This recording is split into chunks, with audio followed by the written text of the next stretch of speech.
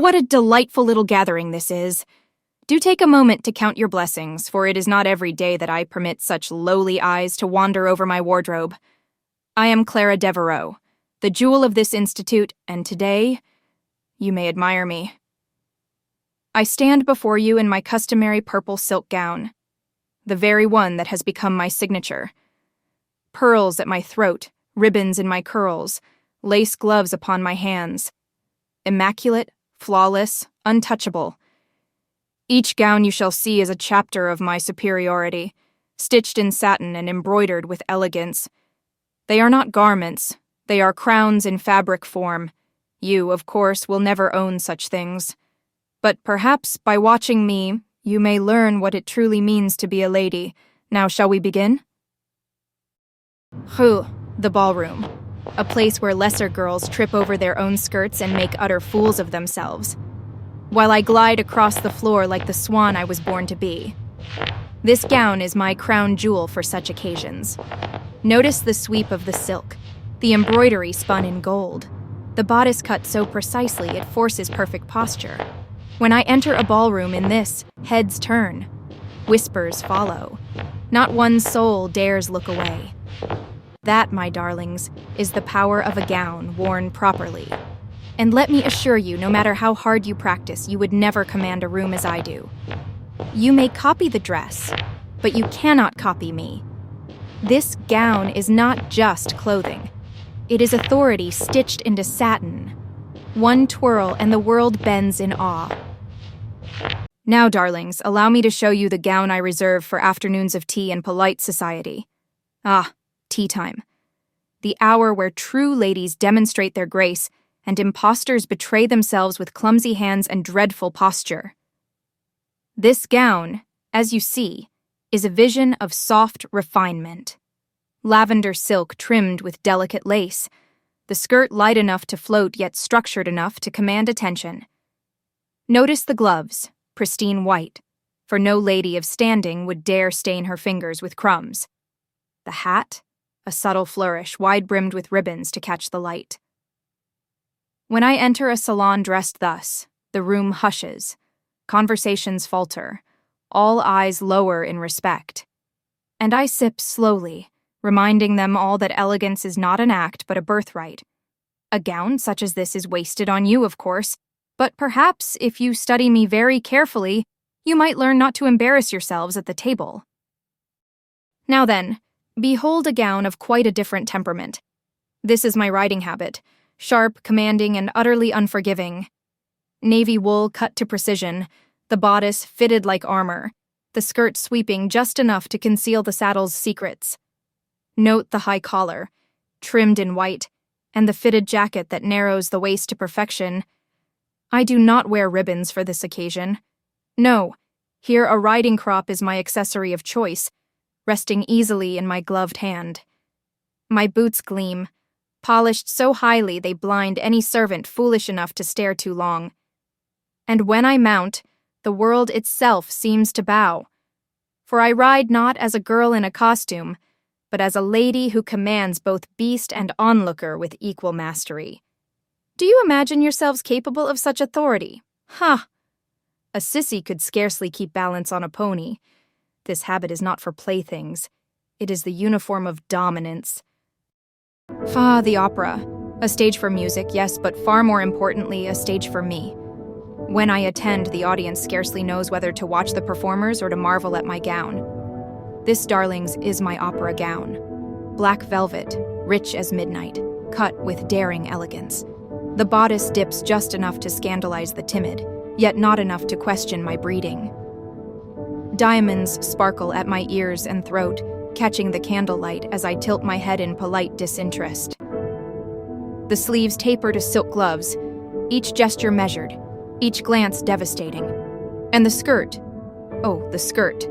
It flows like shadow across the theater floor, commanding silence as I pass. In this gown, I am not merely present. I am the performance. Do you imagine, even for a moment, that anyone notices you when I arrive?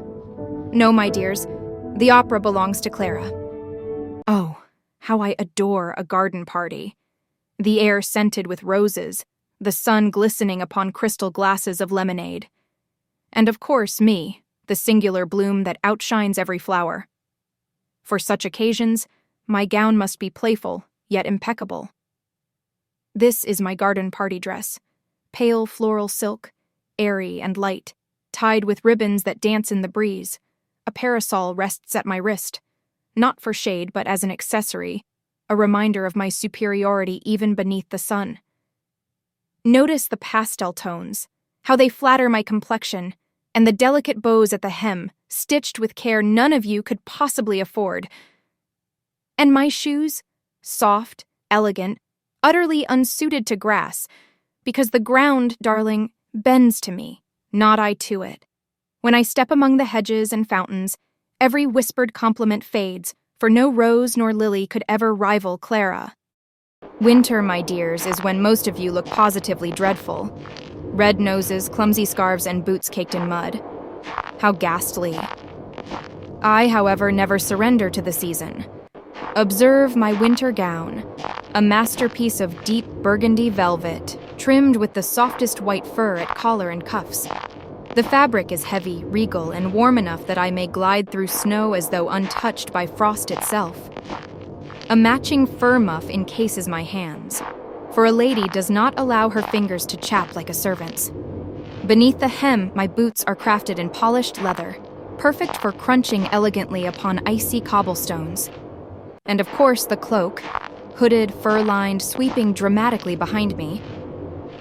When I emerge dressed thus, the cold itself seems to bow in respect. Remember this, sissies. True elegance does not yield to weather. The world may freeze, but Clara remains flawless. Summer is a dangerous season, my darlings. The heat exposes flaws no amount of powder can disguise, and how wretched most of you must look in the sun, sticky, flushed, and entirely inelegant. I, of course, am the exception. My summer gown is a vision of freshness itself, crisp white linen light as air, bound at the waist with a lilac sash that flatters my figure without the vulgar heaviness of other fabrics. The sleeves are short and puffed, just enough to suggest youthfulness while still declaring refinement. A wide straw hat with silk ribbons shields my perfect complexion, and my shoes are pale and delicate, suited only to manicured lawns and marble terraces. When I stroll through the summer gardens dressed thus, I am not scorched by the sun. I outshine it.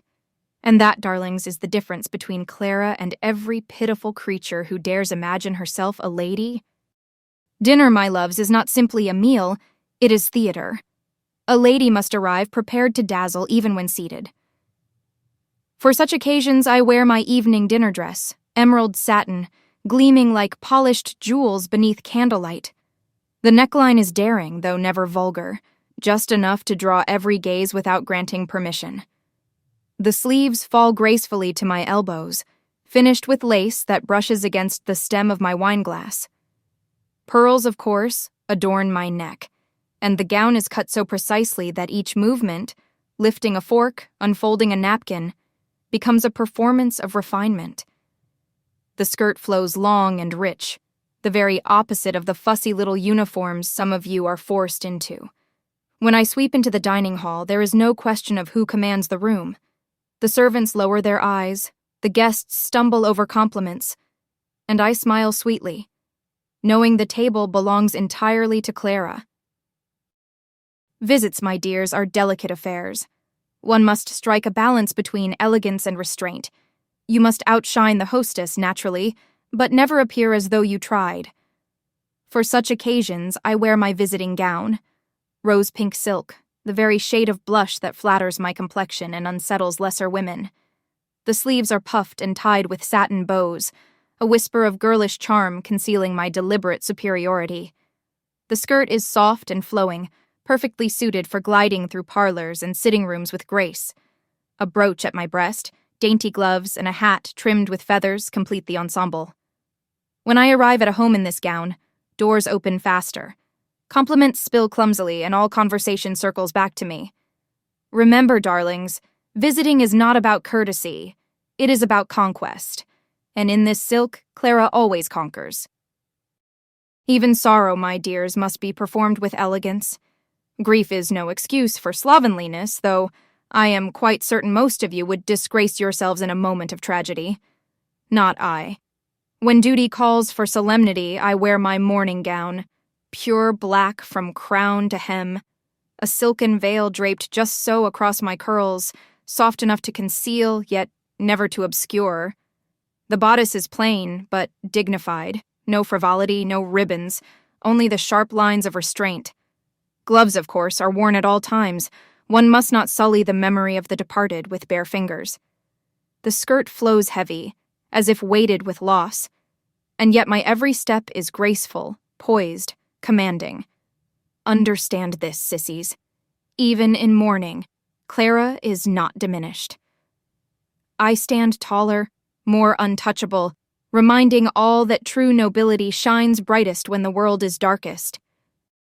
The masquerade. An evening where masks attempt to disguise the mediocre, though none could ever conceal my superiority.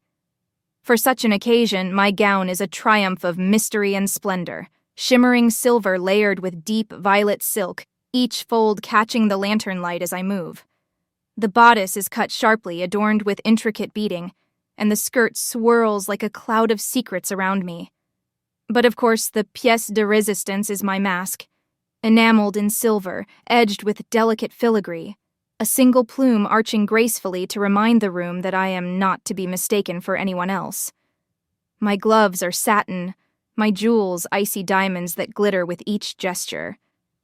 While others stumble about in costumes, I transform the masquerade into my stage.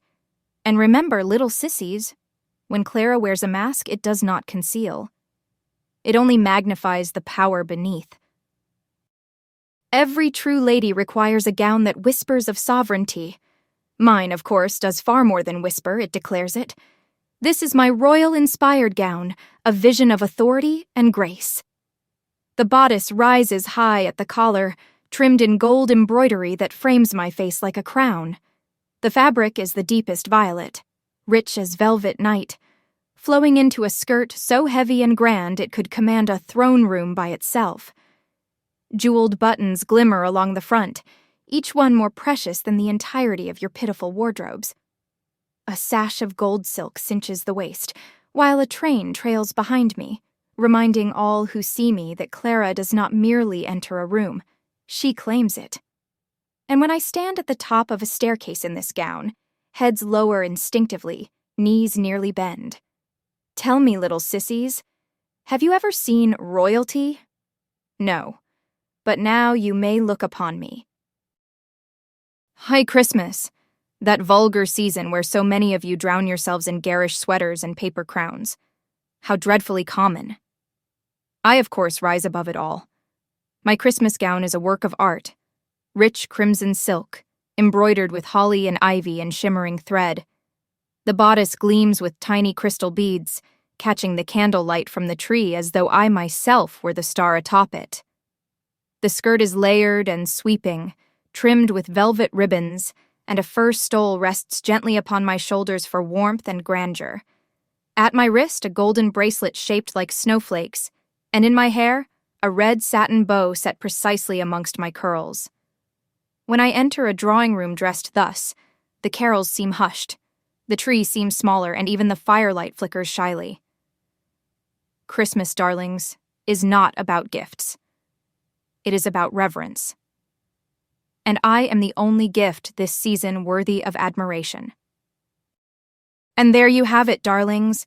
A glimpse, only a glimpse, into the wardrobe of Clara Deveraux. You have seen silks and velvets, lace and jewels, gowns for snow and gowns for sun, gowns for joy and gowns for grief. Each one flawless, each one an emblem of what it means to be truly refined. Do not delude yourselves into thinking that clothing alone creates elegance. No, it is I who breathe life into these gowns. Without me, they are but fabric. With me, they become masterpieces.